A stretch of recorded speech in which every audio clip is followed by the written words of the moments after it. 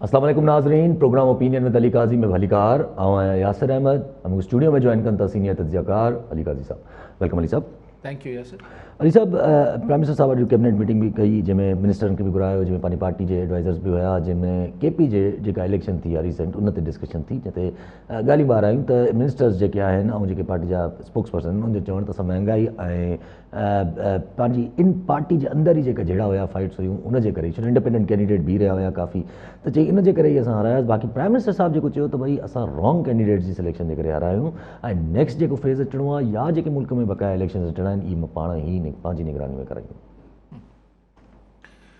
हाणे ॻाल्हि इहा आहे त पहिरीं फवाद चौधरी शिबली फराज साहब चयो त छा पीटीआई खां हाराए वई आहे, यानी साम्हूं बि पीटीआई जा माण्हू आज़ादु बीठल हुआ त इन करे पीटीआई केपी में हाराए वई आहे। पोइ उते ई हू जेको यूसुफ छा आहे यूसुफ़ज़ई साहब छा नालो शौकत यूसुफ़ज़ई साहब जो पीटीआई जो अॻुवाण आहे, हू चए थो त महांगाई जे करे असीं हाराए विया आहियूं।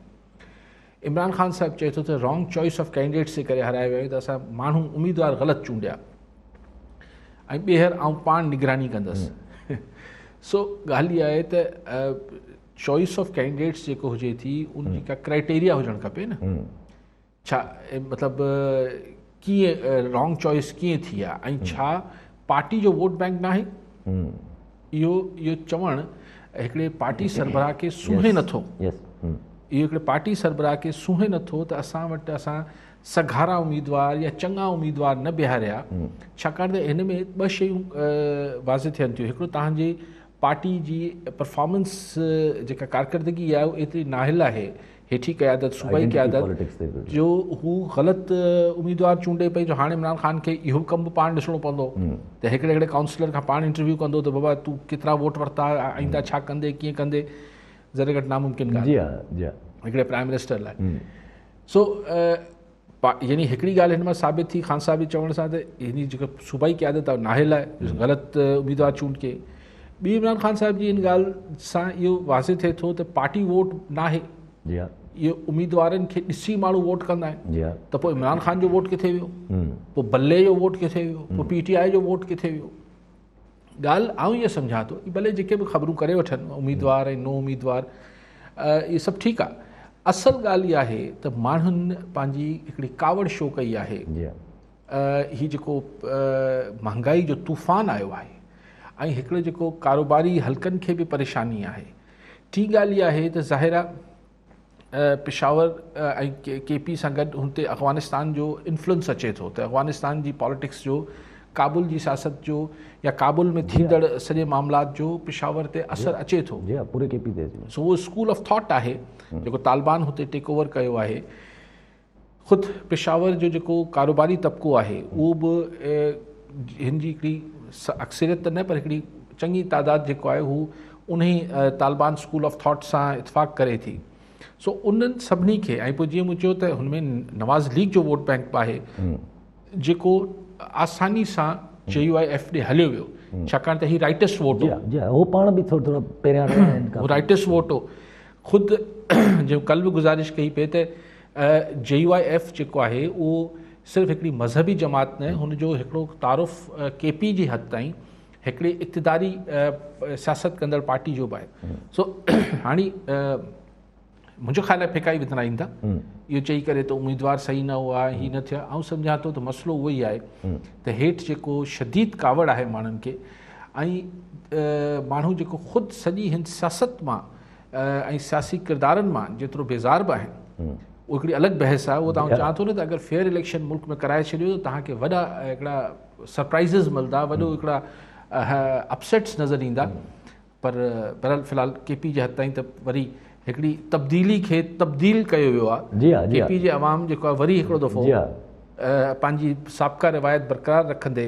उहो हर 5 साल खां पोइ चेंज करे छॾीनि था पंहिंजी चॉइस खे, त हिन दफ़े चॉइस हुननि जी वरी मौलवी साहिबान अची वई आहे। सो हाणे हिन में अच्छा भाई तव्हां जीअं ॻाल्हि कई त हिकिड़ी रिलीजियस पार्टी या मौलवी साहबान या रिलीजियस वोट बि आहे, राइटस वोट बि आहे, त फवाद चौधरी साहब त वरी हिन खे थोरो ॿिए तरीक़े सां लिंक कनि था पिया। फवाद चौधरी साहब जो चवणु त जमात इल्मा फज़ल जो मतिलबु जो JUI जो जीत जाना इस पर मायूसी हुई है ऐं मौलाना फजल रहमान की पार्टी का जीतना बहुत बड़ी बदकिस्मती है। चई असांजी बदकिस्मती आहे जो अहिड़ी पार्टी जेका आहे उहा असांजी ग़लतियुनि जे करे खटी वई, जेकी ख़तमु थियणु खपे आहे। उन्हनि TLP JUI इन्हनि सभिनि पार्टियुनि लाइ चयो त इन्हनि पार्टियुनि जो खटणु जेको आहे उहो मुल्क लाइ सही न आहे।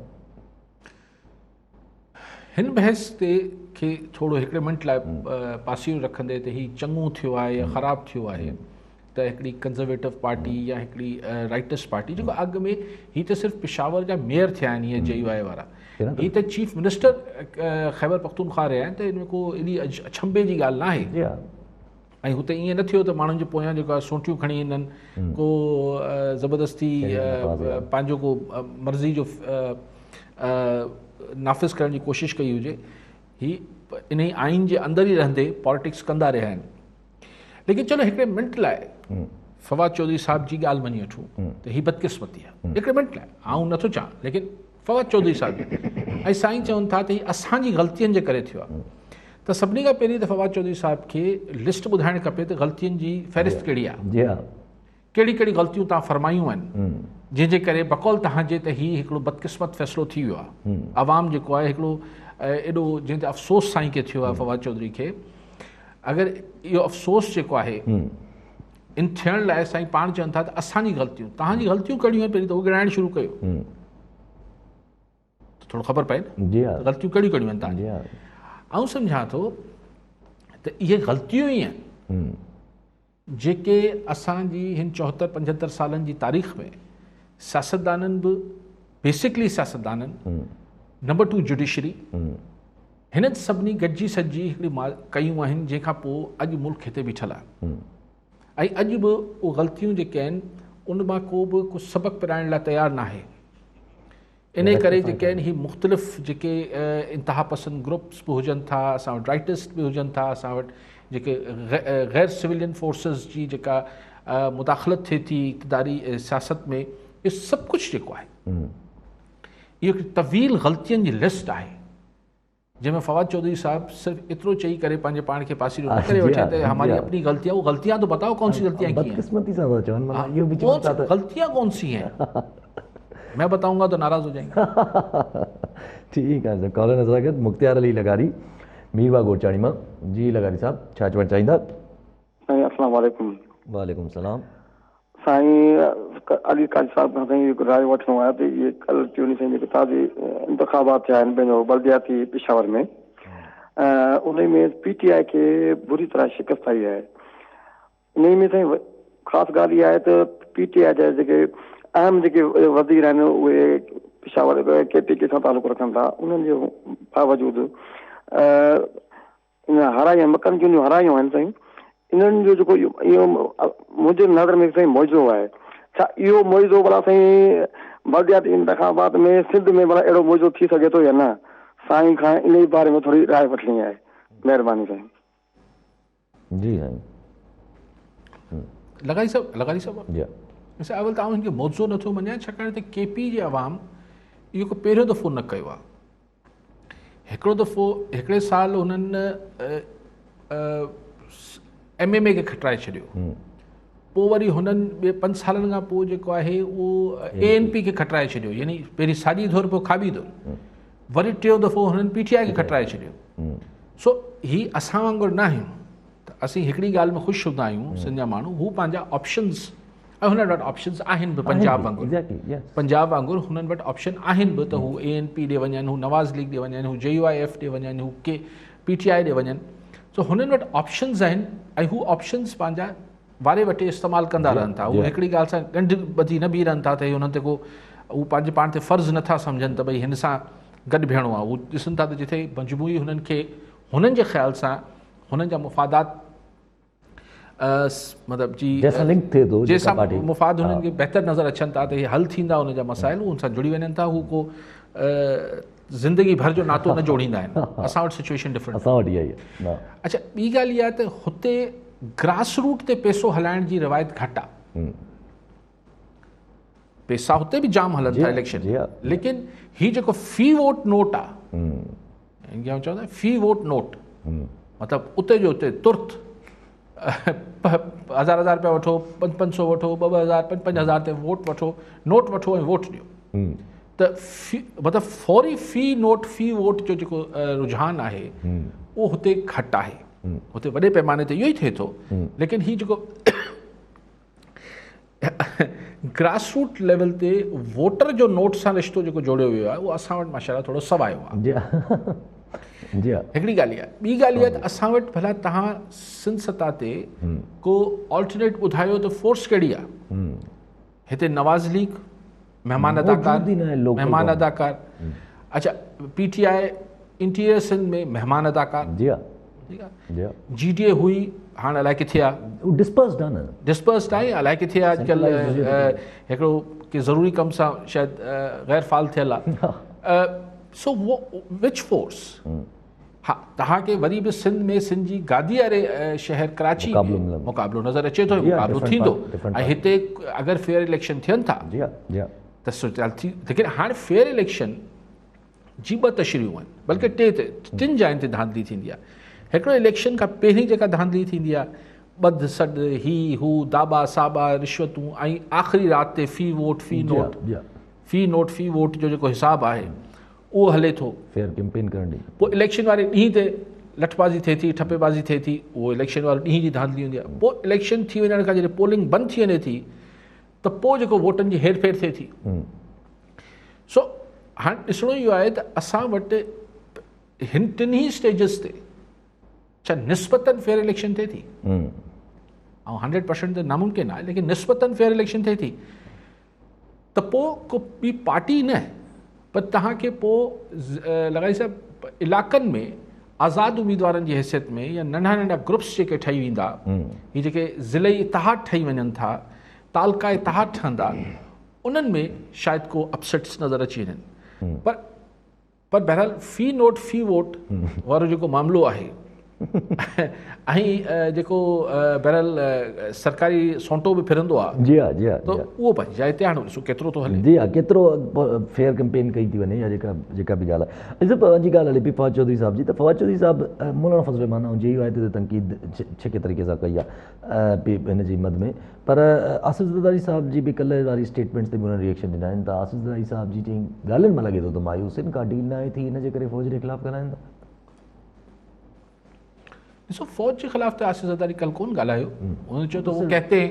हैं जी हाँ, हम कहते हैं कि उनको हटाओ। अब वो कहते हैं उसने कहा मैंने कहा। मज़हर इस्लाम असांजो शानदार राइटर आहे, इस्लामाबाद बेस्ड आहे, पर उर्दू में तो पंहिंजे अक्सर किताब जे शुरू में ईअं लिखंदो आहे, वो कहने लगी मैंने कहा, त ईअं करे हू को मुकालमो लिखंदो आहे। त हाणे वो कौन कहती है और वो कौन कहता है त उहो ख़बर नथी पए। हाणे कंहिं ज़रदारी साहब खे चयो त ज़ाहिर उन मां अज़्यूम इहो कयो वञे थो, तसवर इहो कयो वञे थो त इशारो इस्टेब्लिशमेंट ॾिए, पर उन में हुन को इस्टेब्लिशमेंट जी बुराई त न कई। जो असांखे चयो वियो त को फॉर्मूलो ॿुधायो, को रस्तो कढो, मूं चयो बाबा इन फॉर्मूलनि मुल्क खे ॿेड़ो ॿोड़ियो आहे, ऐं पहिरीं खे हटायो त पोइ तव्हांखे रस्तो कढी ॾियूं था। ॾिसो पोइ तव्हांखे कल्ह बि हिकिड़ी गुज़ारिश कई, ऐं वरी गुज़ारिश कयां थो, मुंहिंजो ज़रदारी साहब जे हिन बयान ते पंहिंजो में बि आउं टोटली ग़लति हुजां। ज़रदारी साहब हिकिड़ो हिन इक़्तिदारी सियासत जो तमामु हिकिड़ो मंझल खिलाड़ी आहे, तमामु हिकिड़ो मञियल, ऐं हिकिड़ो हिन लाइ त हिन जा मुख़ालिफ़ बि चवंदा आहिनि त बाबा शेख रशीद हुजे या उहो हाशमी साहब जेको मुल्तान वारो आहे जावेद हाशमी साहब, सभु मञनि था त ज़रदारी साहब इक़्तिदारी सियासत तमामु हुनजी अलिफ बे ऐं हुनजे जेके हू आहिनि गुर आहिनि हुनखे तमामु सुठी तरह सम्झे थो। त उन में ज़रदारी साहब लाइ इहो बि चयो वञे थो त हू पंहिंजा पता पंहिंजी छाती सां लॻाए रखे थो, आख़िरी मिंट ताईं ख़बर नथी हुजे त हू छा सोचे पियो ऐं इहो घुरोजे थो। अगरि ज़रदारी साहब खे इहा मुंहिंजी अंडरस्टैंडिंग आहे, मे बी आउं ग़लति हुजां, ज़रदारी साहब सां हिकु रीसेंट ॻाल्हि थियल हुजे आहे इस्टेब्लिशमेंट जी,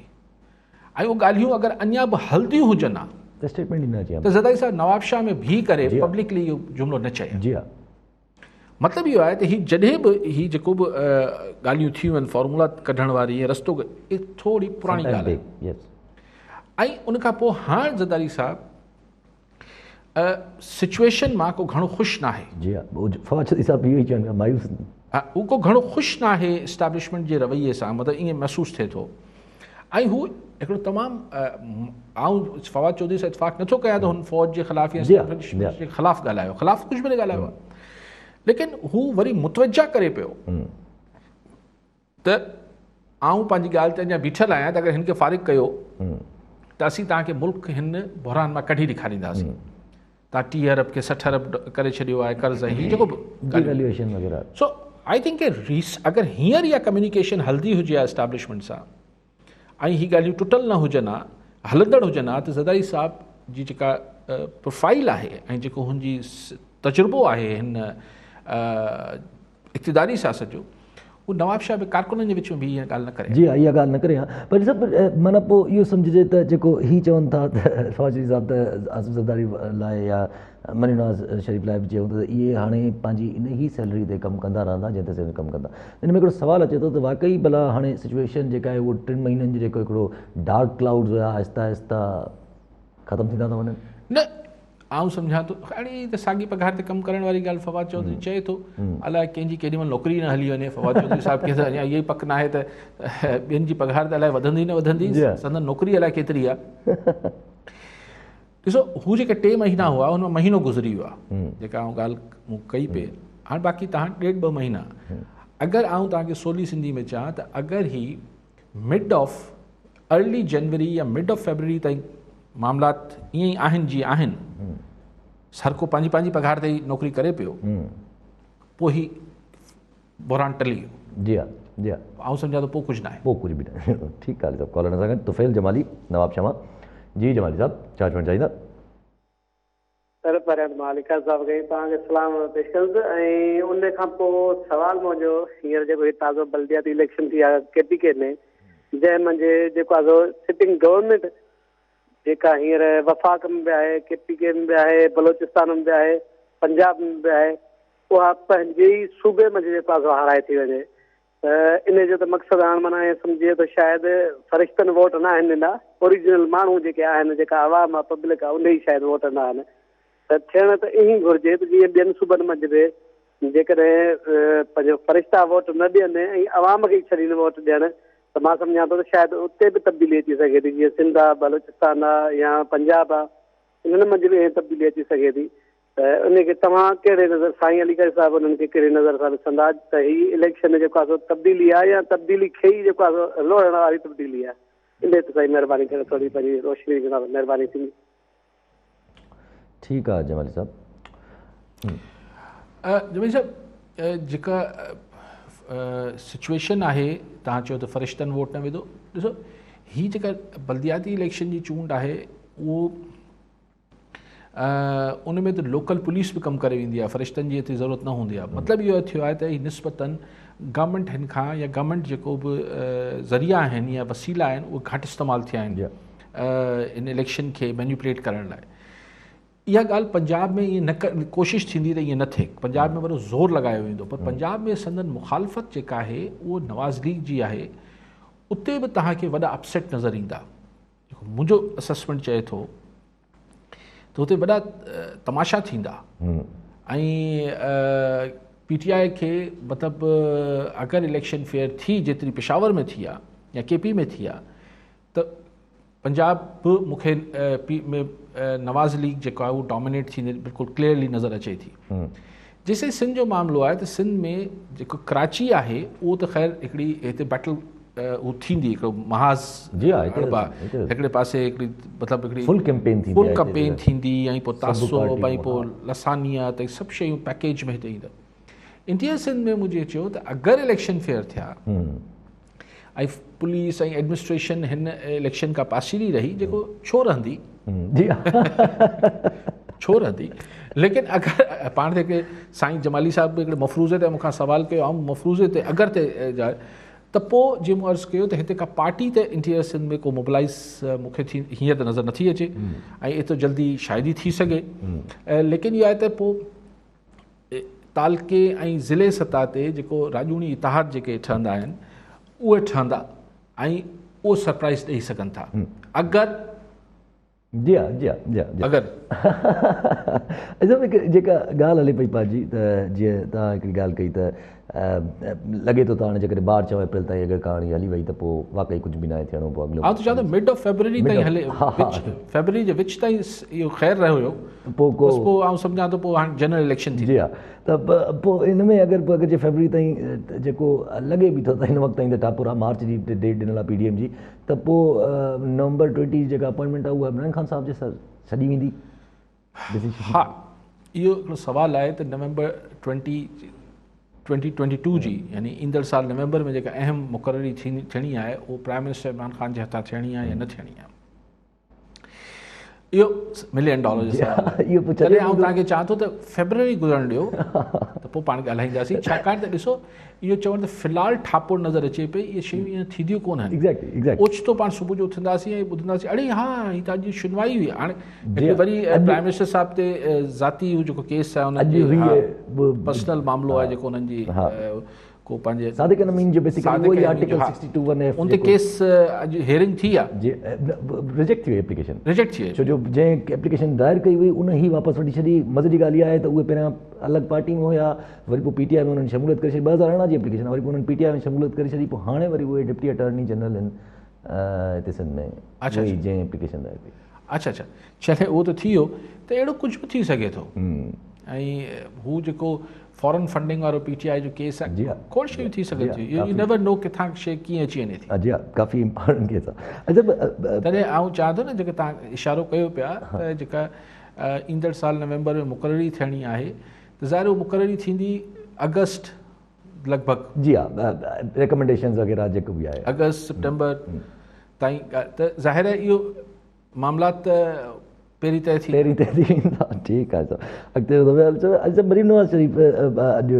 पंहिंजी ॿुधणी ते आयल हूं पंहिंजो जेको एवनफील्ड रेफरेंस वारो आहे उन में नैब जा प्रोसिक्यूटर अॼु वरी पेश न थिया इन करे वरी अॼु बि जेका आहे उहा डिले थी वई हियरिंग जेका एक्सटेंड कई वई त उहो ॿाहिरि निकिरी चयो त हे त चई अच्छा मतिलबु कॉलर वठी हेॾो पहुचंदो पिया सरफराज़ हुसैन लगारी हैदराबाद मां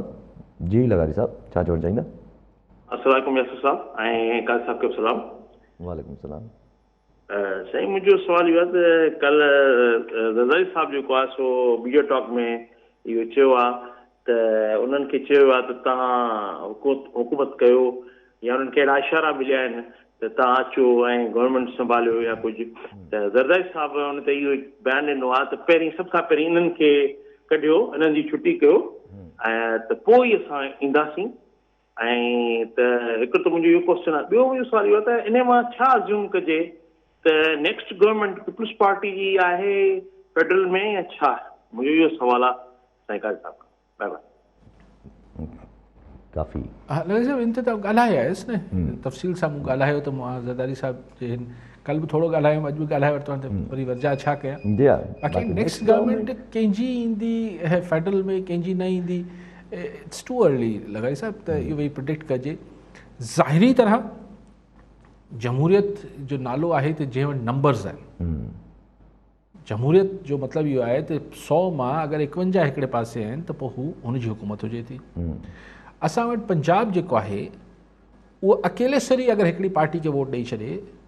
त हू अक्सरियत आहे जी हा 3 सूबा भले ॿिए खे पार्टी खे वोट ॾियनि जी हा सो पंजाब में फ़िलहालु पीपल्स पार्टी जी उहा पोज़ीशन न आहे ठीकु आहे सुभाणे छा थो थिए उहो ख़ुदा ख़बर फ़िलहालु जेका पोज़ीशन आहे उहा नवाज़ लीग जी आहे सुभाणे छा थो थिए हा उहा अॻिते ख़ुदा ख़बर अच्छा पंहिंजी मरीम नवाज़ शरीफ़ जी ॻाल्हि हले पई त मरीम नवाज़ शरीफ़ चवनि थियूं त इहो त थियणो हुयो उन्हनि लोकल गवर्नमेंट जे इलेक्शन ते तबसरो कयो त इहो त थियणो हुयो तव्हां हेॾी महांगाई ऐं हेॾो आवाम सां ज़ुल्म कयो आहे ज़ाहिरी ॻाल्हि आहे तव्हांखे इहो ॾिसणो पइजी वेंदो पर हाणे हुननि हिकिड़ी सलाह बि ॾेई छॾी हिकु त टिकटूं मिलंदियूं कोन नेक्स्ट इलेक्शन में जेके PTI जा कैंडिडेट्स आहिनि जेके PTI जा उम्मीदवार आहिनि टिकट ॿियनि पार्टियुनि न मिलंदी कोन पोइ जेके बची वेंदा उहे जेके PTI जी टिकट ते हूंदा उहे महिरबानी करे हेलमेट पाए जेको आहे उहो कैंपेन कनि अॻिली इलेक्शन में ऐं उन्हनि पर ॿिन्ही तरफ़नि ॾांहुं PDM जी जमात JUI ॾांहुं बि ऐं मरीम नवाज़ शरीफ़ साहिबा चवनि थियूं त JUI जो खटण ईअं लॻो ॾियणो असां खटिया आहियूं होॾां JUI चए थी त बाबा इहो असांजो खटण न आहे इहो पूरी ऑपोज़िशन यानी PDM जो खटण आहे ठीकु आहे, हू त हाणे हिक ॿिए खे ज़ाहिर हिकिड़ी जस्टिस जो मुज़ाहिरो कनि पिया, हिकिड़े सुठे इत्तेहादी वारो रवैयो इख़्तियार कनि पिया नवाज़ लीग ऐं JUIF वारा। बाक़ी इहा ॻाल्हि त PTI खे कैंडिडेट न मिलंदा ऐं मतिलबु जेकी कैंडिडेट टिकट मिलंदी PTI वारा उहे हेलमेट पाए निकिरनि। ॾिसूं सही अञा सूरत छा बीहे थी। ॾिसूं था त अलाइंसिस कीअं ठहनि था। एग्जैक्टली पंजाब में जेको एंटी नवाज़ लीग अलायंस GDA ठहंदो, पंजाब जो GDA ॾिसणो आहे त उन में केरु केरु हूंदो ऐं हुननि खे कंहिंजी आशीर्वाद हूंदी या न हूंदी। हाणे तव्हां ॾिसो त हींअर गुजरात जा चौधरी बि हुननि हाणे नवाज़ शरीफ़ सां पंहिंजो सिधो राब्तो बहाल कयो आहे। जी हा, हिक ॿिए जी भले ज़ाती हैसियत में त हू हुनजी तबियत पे पुछे चौधरी शुजात जी, चौधरी शुजात हुनखे ॾोटे जी शादी जी मुबारक पियो ॾिए, लेकिन हू हुनखे लंडन अचण जी दावत पियो ॾियनि। चौधरी साहिबान बि इहो सम्झनि था त अगरि इस्टेब्लिशमेंट या ग़ैबी क़ुवतूं इहे सभु हिकिड़े पासे थी वियूं, न्यूट्रल थी बीह रहियूं, त गुजरात में चौधरी साहिबनि जो खटणु ॾुखियो थी पवंदो ऐं हुननि खे वारो खाए थो त हू वाया शहबाज शरीफ़ न, अगरि चौधरी साहिबान डायरेक्ट नवाज़ शरीफ़ सां थ्रू थी वञनि त हू पंहिंजी ईंदड़ जनरेशन लाइ ऐं कंटिन्यूटी ऑफ पावर लाइ त भई ठीकु आहे, मुशर्रफ जा बि मज़ा वरितासीं, हाणे वरी हिन हुकूमत में बि इक़्तिदार में रहिया, अगरि वरी नवाज़ लीग में हली वञिजे ऐं चलो मोनस इलाही किथे फिट थी वञे, हिकिड़ो ॿ हिन जा ॿिया माइट फिट थी वञनि त ऐं इलेक्शन बि सवली।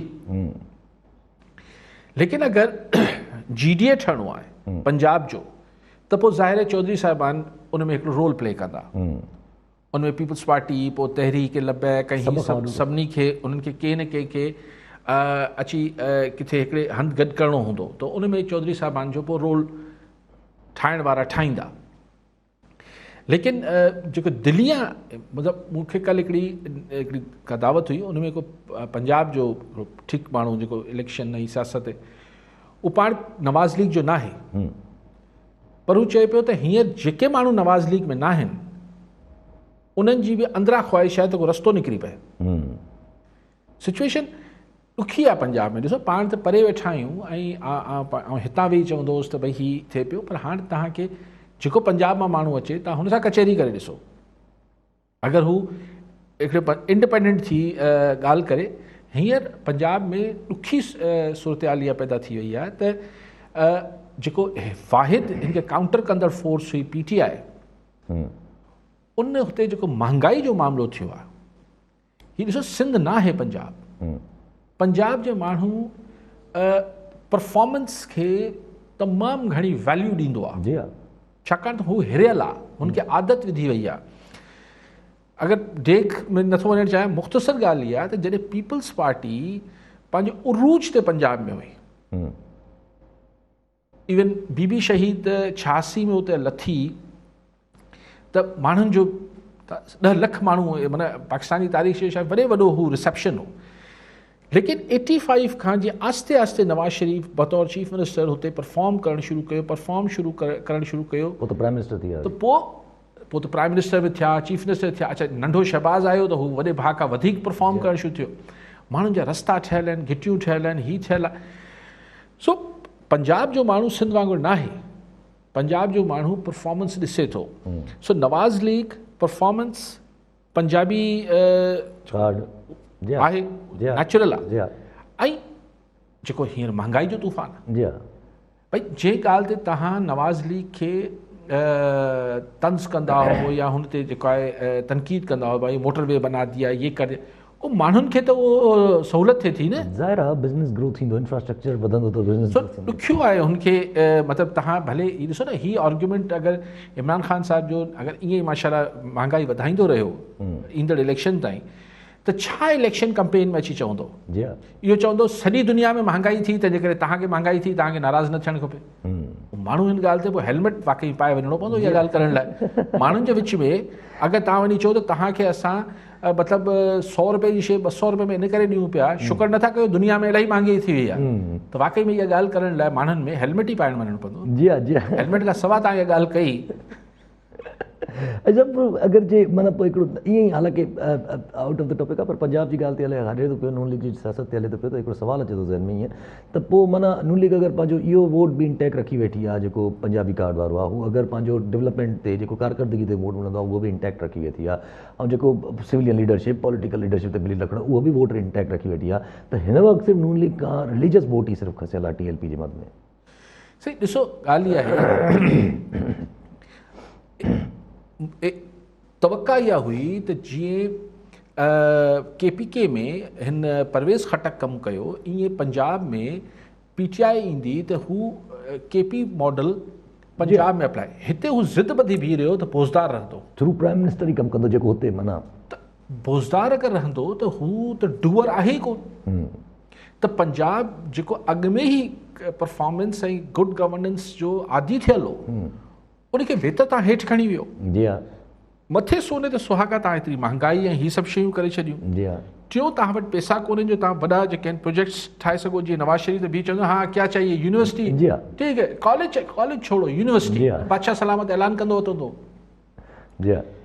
उहो बि नथो थिए। सो आख़िर किथां गुंजाइश किथां ठहे? जी हा, इन में हिकिड़ो अक्सर अच्छा, जेका तव्हां रिलीजियस वोट जी ॻाल्हि था कयो, ॾिसो नवाज़ लीग हमेशह सेंटर राइट रही आहे, हू राइटेस्ट वोट होॾे वेंदो आहे। हाणे जेको ही वोट आहे जेको तव्हां चओ था त थोरो एक्सट्रीमिस्ट वोट आहे, इहो बि हिकिड़ो पॉकेट त ठीकु आहे, उहो कंसोलिडेट थींदो,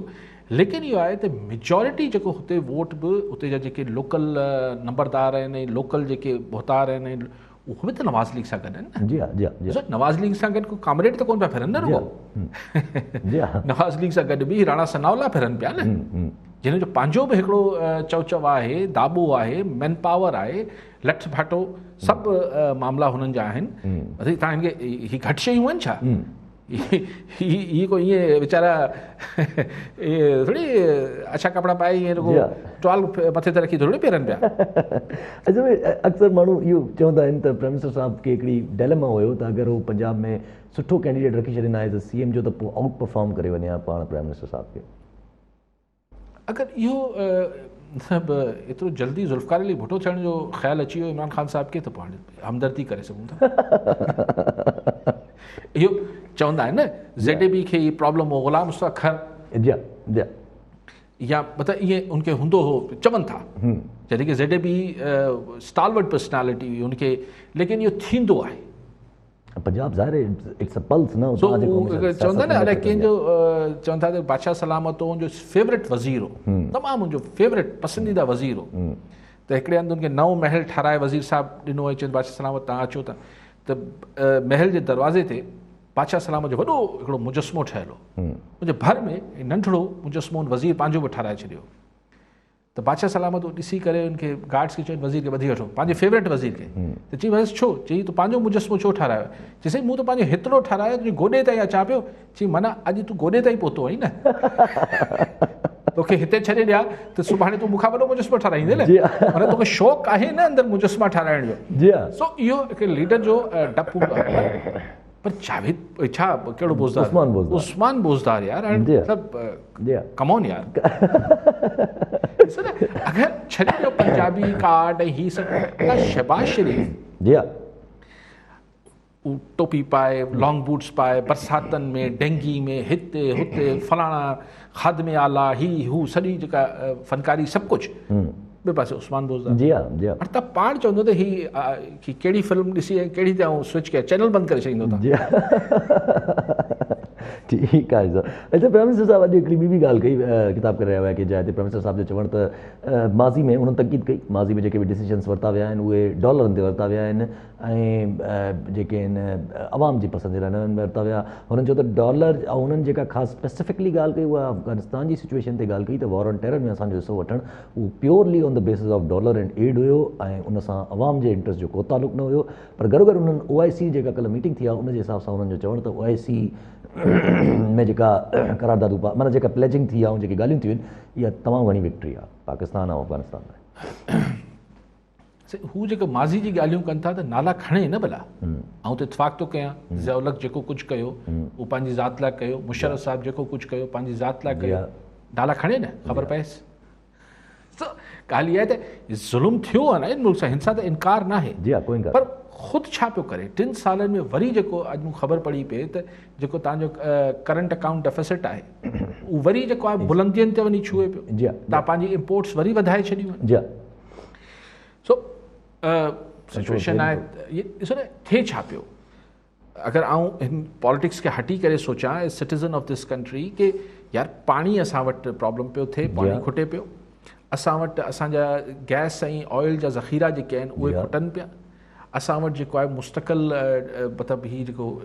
इंटरनेशनल प्रेशर्स आहिनि उहे वधनि पिया, सैंक्शन्स जी ॻाल्हियूं, FATF जी तलवार लटके पई, लोकल का करप्शन त ख़तमु थिए नथी, गर्दिशी कर्ज़ा वधनि था पिया, सेक्युलर डेट वधे पियो, सभु कुझु जेको थिए पियो इंटरप्रोविंशियल हार्मोनी हिकिड़ो डिप्रेसिंग सिनेरियो। जी हा काफ़ी मतिलबु हिकिड़ो पोइ सियासत में हिकिड़ी अजीब बेयकीनी आहे त फेबरवरी में कुझु थींदो या मार्च में कुझु थींदो, न थींदो, अलफ़ थींदो।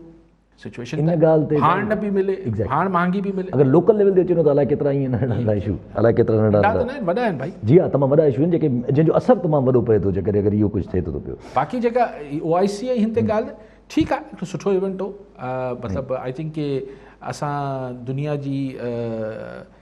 वरी हिकिड़ो दफ़ो लाइम लाइट में आया आहियूं त भई V are a power in मुस्लिम उम्मा। पर आउं सम्झां थो त देर सवेर जीअं कल्ह तव्हां या टियों ॾींहुं चयो पिए तव्हांखे त ॾिसो देर सवेर वेस्ट ऐं अमेरिका खे कुझु न कुझु अफ़गानिस्तान में साह विझणो आहे, न त ॾुखियो थी पवंदो। जी हा ऑब्वियसली त पहिरीं सिर्फ़ु पाकिस्तान हुन लाइ मुतालबा करे रहियो,